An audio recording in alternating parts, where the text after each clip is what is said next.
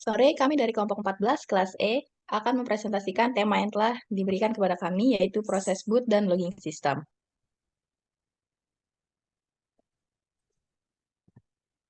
Kelompok kami yang beranggotakan Teresia Angel Oktarina Pasaribu dengan NIM 220856174, Lucia Elvira Susare dengan NIM 220856162, dan saya sendiri Devon Vivian Gunawan dengan NIM 220856181.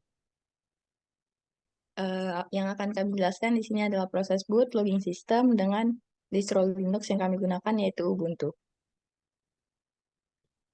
Secara singkat, proses booting itu adalah langkah awal saat kita menghidupkan komputer atau merestartnya. Proses booting sistem Linux ini melibatkan serangkaian langkah dari POS hingga pengguna mendapatkan akses ke antarmuka pengguna. POS ini adalah serangkaian tes perangkat keras yang dilakukan untuk memastikan bahwa semua komponen utama berfungsi dengan baik.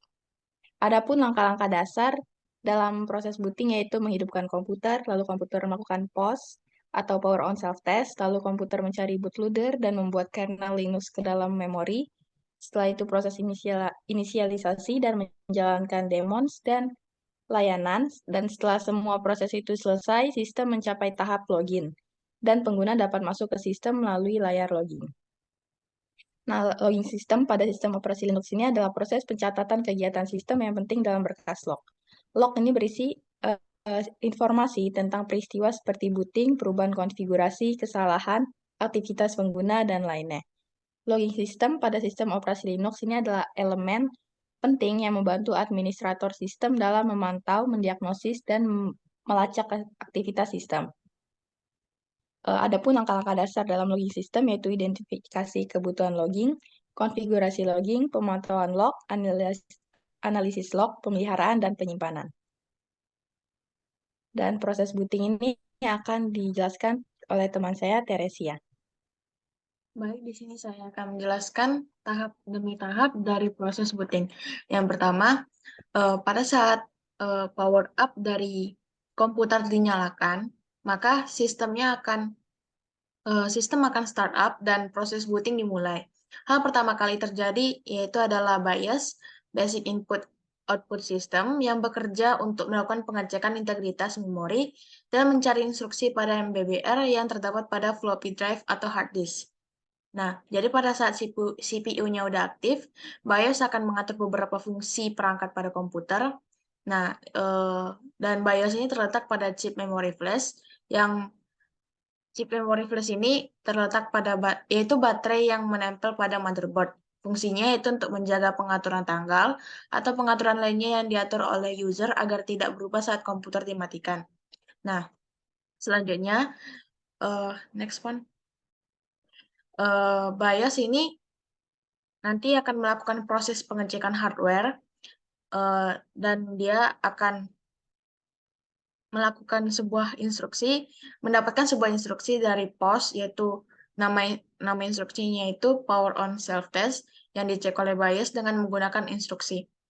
Nah, yang dicek oleh BIOS dengan POS itu ada CPU, RAM, video, keyboard, mouse, RAM, dan hard drive. Next one. Nah, setelah BIOS mengerjakan tugasnya, maka MBBR-nya itu sudah terdapat.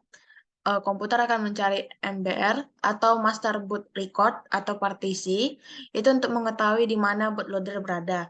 Nah, setelah bootloadernya telah ditemukan, salah satu contoh bootloadernya itu yaitu grup GRUB, itu untuk menampilkan menu boot yang memungkinkan memilih sistem operasi yang akan dijalankan. Nah, sistem operasi yang akan dijalankan itu adalah Linux. Next. Bootloader ini memuat kernel Linux ke dalam memori, lalu kernel ini adalah inti dari sistem operasi Linux dan bertanggung jawab atas manajemen sumber daya perangkat keras dan menjalankan proses. Setelah bootloader menjalankan tugasnya, kernel akan memulai proses init pertama dengan nomor proses 1 dan selanjutnya. Setelah proses initnya selesai, sistem akan memulai menjalankan daemons dan layanan sistem seperti network, manager, printer service, atau yang lainnya. Nah, setelah proses init selesai dan semuanya juga udah selesai, Nah, maka sistem akan menampilkan layar login. Setelah layar login, perangkat keras akan mengatur kartu grafisnya, yaitu menampilkan tampilan grafis. Sesudah itu, maka prosesnya akan selesai. Next.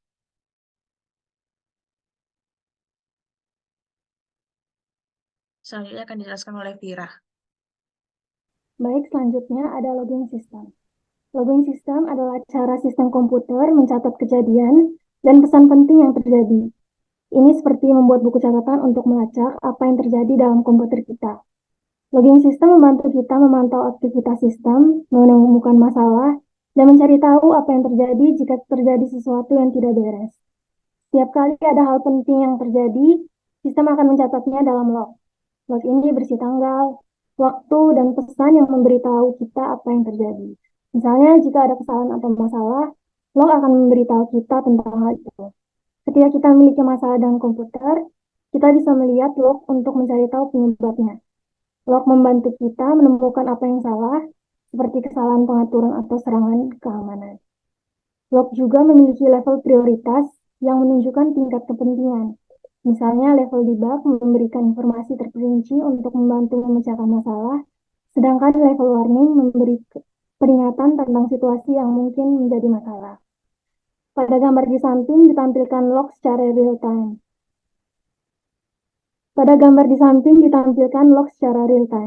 Untuk menampilkan logging sistem pada terminal di Linux Ubuntu, kita dapat menggunakan perintah jurnal ctl.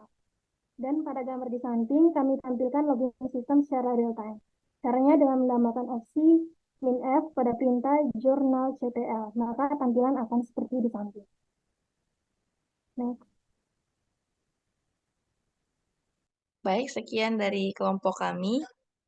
Apabila ada kesalahan kata, kami mohon maaf. Sekian dan terima kasih.